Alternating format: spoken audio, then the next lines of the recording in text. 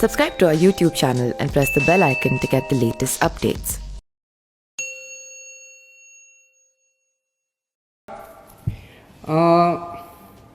Corona में जैसे मैंने रोज़ जब मैं प्रेस कॉन्फ्रेंस करता हूँ मैं बताता हूँ कि हमारे जो एफ़र्ट्स हैं वो दो दिशा में हैं।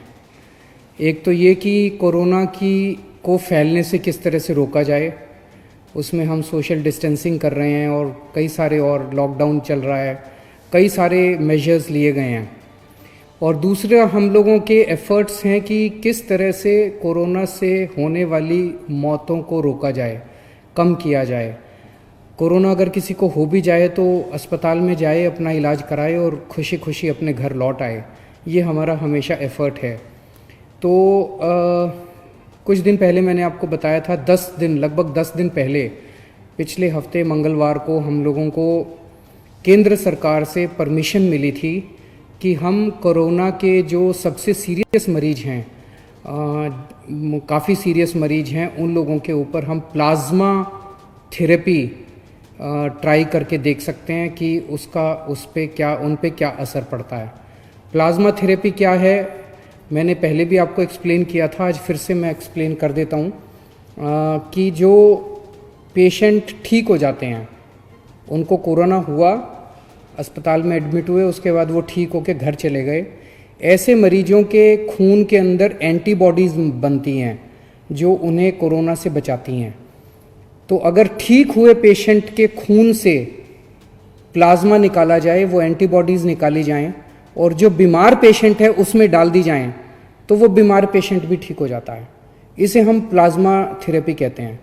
तो ये प्लाज्मा थेरेपी लिमिटेड बेसिस पे छोटा ट्रायल करने की हमें परमिशन मिली थी कि एलएनजेपी अस्पताल, केवल एलएनजेपी के लिए हमें परमिशन मिली थी कि एलएनजेपी अस्पताल के जो सीरियस मरीज हैं उनके ऊपर ये ट्रायल करके देखा जा सकता है।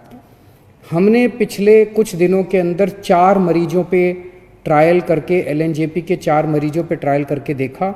उसके अभी तक के नतीजे उत्साहवर्धक हैं, अच्छे हैं। और हमारे साथ डॉक्टर सरीन हैं आज, जो कि ILBS हमारा जो दिल्ली सरकार का हॉस्पिटल है उसके हेड हैं और इस पूरे की पूरी प्रक्रिया को यही मॉनिटर कर रहे हैं और यही संचालित कर रहे हैं। अब इसका अभी तक का क्या रिजल्ट रहा, मैं डॉक्टर सरीन से कहूँगा कि वो आप सबको बताएंगे। Thank you sir. दिल्ली सरकार में ILBS एक ऑटोनॉमस सोसाइटी की तरह है, जहाँ पे हम लोगों का एक बहुत अच्छा ब्लड बैंक है। डॉक्टर मीनू वाजपेयी मेरी कलीग, वो इस प्रोजेक्ट की प्लाज्माफेरेसिस की प्रिंसिपल इन्वेस्टिगेटर हैं और उनके साथ में जो दूसरे हमारे कलीग हैं जो मौलाना आज़ाद में हैं, डॉक्टर सुरेश, डायरेक्टर प्रोफेसर और बहुत सीनियर फिजिशियन। तो हम सब ने मिलकर एक इनिशियल प्लानिंग करी थी और उस प्लानिंग में ये था कि उस समय तक प्लाज्मा थेरेपी सिर्फ पुराने सार्स के मरीज़ों के लिए या किसी और समय, वैसे तो 1901 में डिप्थीरिया के लिए भी ये यूज़ हुई थी, पुरानी थेरेपी है।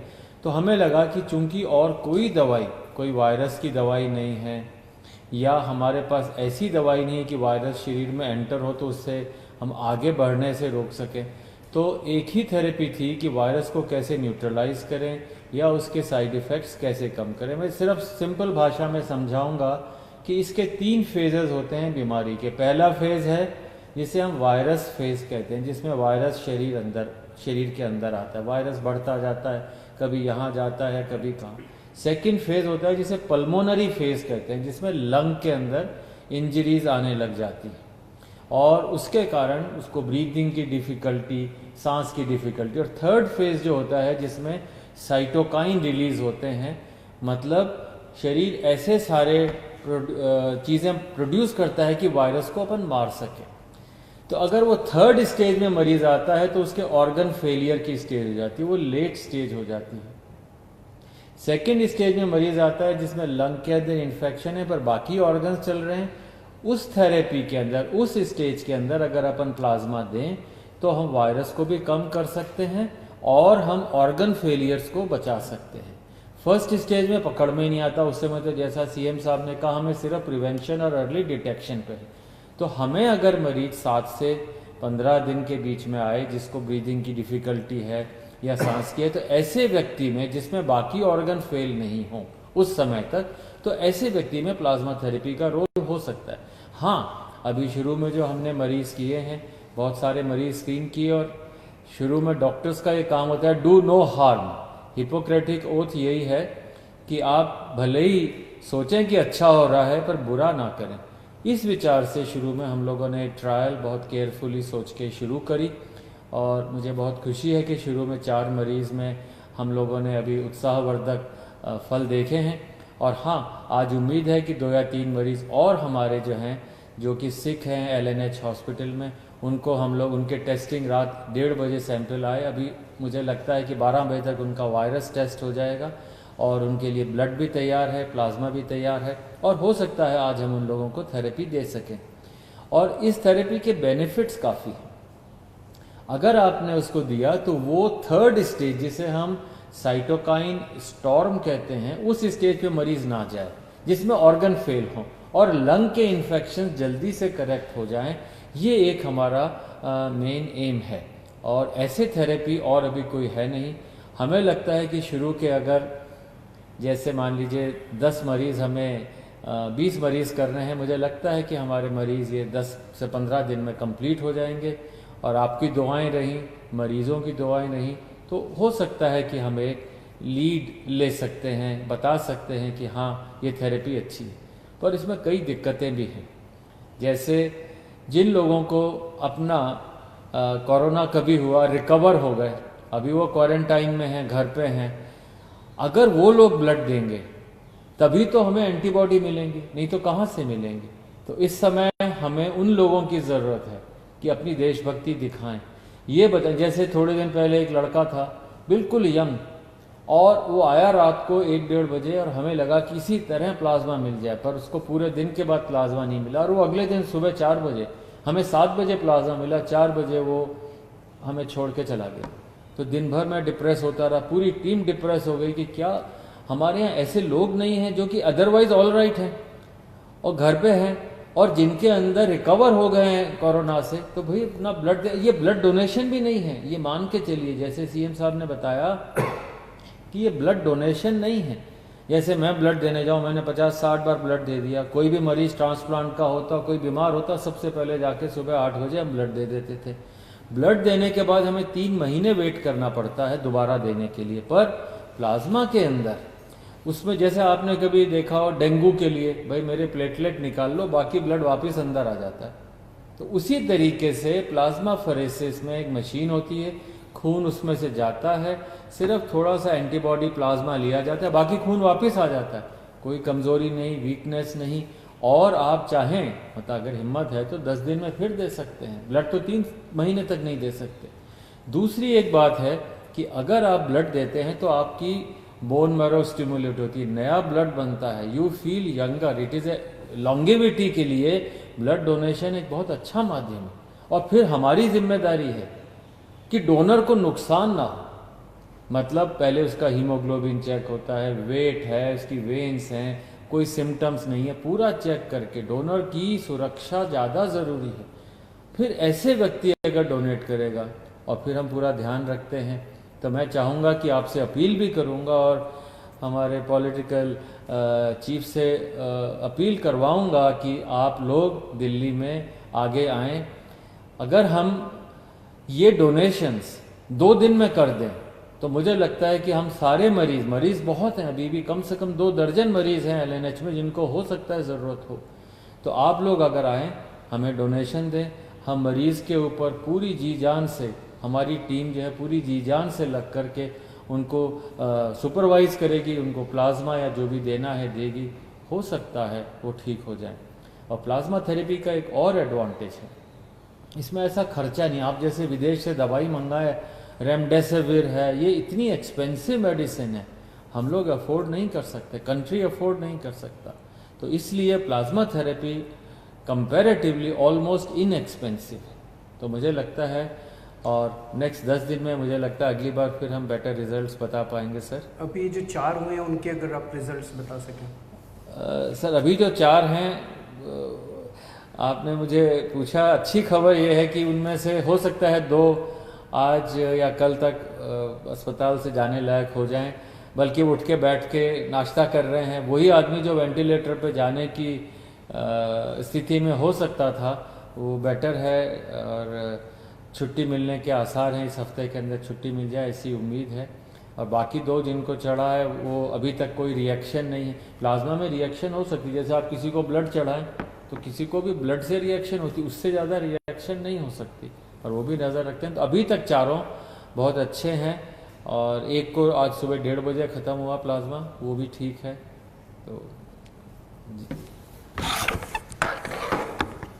तो अभी मेरे पास जो अस्पताल से डिटेल्स हैं, 4 जो मरीज थे उसमें से 2 मरीजों को मंगलवार को प्लाज्मा दिया गया था। तो आज 3 दिन हो गए उन्हें प्लाज्मा दिए हुए। वो दोनों आईसीयू में थे, और मुझे एलएनजेपी के मेडिकल डायरेक्टर जो हैं उन्होंने बताया है कि शायद आज उनको आईसीयू से निकाल के वार्ड में शिफ्ट कर दिया जाएगा। पहले उनकी तबीयत बहुत ज़्यादा ख़राब थी। टेक्निकल टर्म्स में अगर हम देखें तो पहले पेशेंट का रेस्पिरेटरी रेट यानी कि सांस लेने का रेट 31 था, 15 होना चाहिए, 30 था। 30 बहुत ज़्यादा माना जाता है। ऑक्सीजन सेचुरेशन लेवल उनका 85% था, ये 95% होना चाहिए। ये भी बताते हैं बहुत सीरियस होता है। तो ये दोनों चीज़ें बहुत सीरियस थी। प्लाज्मा देने के बाद अब उनका रेस्पिरेटरी रेट 20 हो गया है और ऑक्सीजन सेचुरेशन 98% हो गया है। इसी तरह का इम्प्रूवमेंट चारों मरीजों में देखने को मिला है, जिसमें उनका रेस्पिरेटरी रेट और ऑक्सीजन सेचुरेशन लेवल इम्प्रूव हो गया है। तो मंगलवार को जो 2 पेशेंट्स आईसीयू में थे और काफ़ी सीरियस हालत में थे, आज उन्हें शायद आईसीयू से छुट्टी मिल जाएगी। और जो 2 पेशेंट्स हैं बाकी उनको कल दिया गया है प्लाज्मा, और अभी 24 घंटे में ही उन्होंने काफ़ी अच्छे रिजल्ट्स दिखाए हैं, और उम्मीद है कि ये भी काफ़ी अच्छे रिकवर होंगे। आज 2 या 3 और पेशेंट्स को दिया जाएगा। और इसके अलावा एक कोई प्राइवेट हॉस्पिटल है जिसने भी प्लाज्मा थेरेपी की है, और उनका पेशेंट जो है वो बहुत सीरियस हालत में था, उसको अस्पताल से ही छुट्टी मिल गई है। आईसीयू से भी छुट्टी मिल गई, अस्पताल से भी छुट्टी मिल रही है शायद आज, तो वो उसका भी अच्छा नतीजा आया है। तो जैसे मैंने कहा, अभी तक हमारे को लिमिटेड ट्रायल्स के परमिशन केंद्र सरकार से मिली थी। केंद्र सरकार ने हमें ये परमिशन दी थी कि आप केवल एलएनजेपी के सीरियस पेशेंट्स के ऊपर प्लाज्मा थेरेपी ट्राई करिए और हमें नतीजे बताइए, फिर हम आपको बाकी दिल्ली की परमिशन देंगे।